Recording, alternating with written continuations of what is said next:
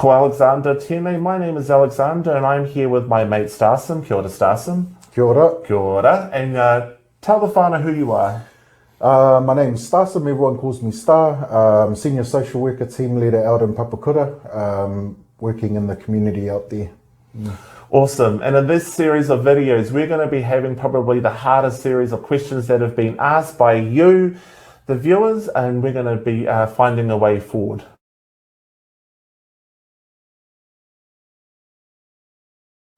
I think it's really important to recognise, bro, that being sexually abused does not make a bro gay. Those are two different things in terms of sexual orientation and sexual abuse. Yeah.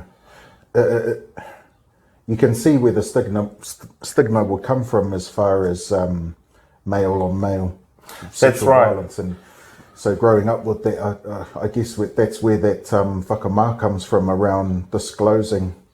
I don't know what the stats would be for disclosures for females compared to males. Well, there is actually no there are no current statistics that are kind of applicable across the sectors, bro, because each sector collects different forms of information around sexual violence.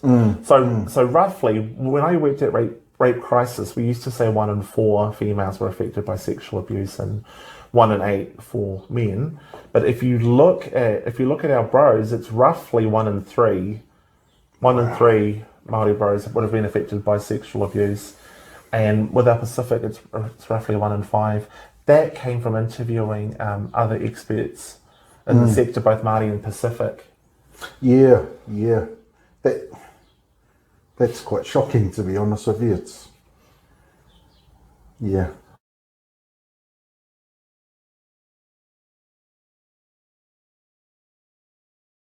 The next question, which is, what are the outcomes of being sexually abused for our men? That's a really good question, and that's depending on who they were abused by, the length of time. Was it multiple events that occurred? So I'll give you an example, and we'll use that question that comes up a lot. You know, whether does being sexually abused make a bro gay? So if a young boy is offended by, say, a man, some of the perceptions that people have, as you say, you know, that there's a stigma that makes you gay, but that doesn't actually make you gay. You know, our penises are things that are sensitive, and when they're being stimulated, you know, you have like a natural reaction to it. When you're a young boy, that can be really confusing. You know, I'm being turned on by this, but I'm really hating what's happening. Yeah. Right? And if it's done by a woman, for example, then it can be perceived that you weren't strong enough. This is by community often, or by our bros themselves, that you can be perceived as not being strong enough to stop this woman or man taking advantage of you. And actually, it's also kind of seen like, as a woman, if you're abused by a woman, that you should actually see that as a blessing in disguise, because they kind of took you into manhood compared to if it was a bro. These are the perceptions and the myths that come out. Yeah, there was that case, I think it was America.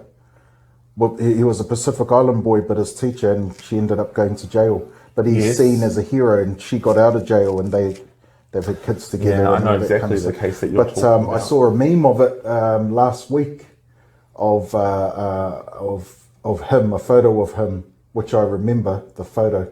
But the meme is, it says, "Don't lie, this guy was your hero growing up," which I found quite strange, because I kind of felt sorry for him, mainly because he was a young boy. Yes.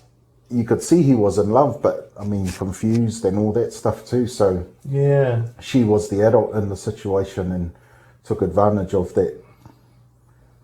What do you call it? Being so naive. Yes. Well, it's predatory. You know, call it whatever you like. She's a predator. In my eyes. And that's the thing, though, is that when we look at these kind of labels, we often associate men as being predators, but women as being people to bring these boys into manhood.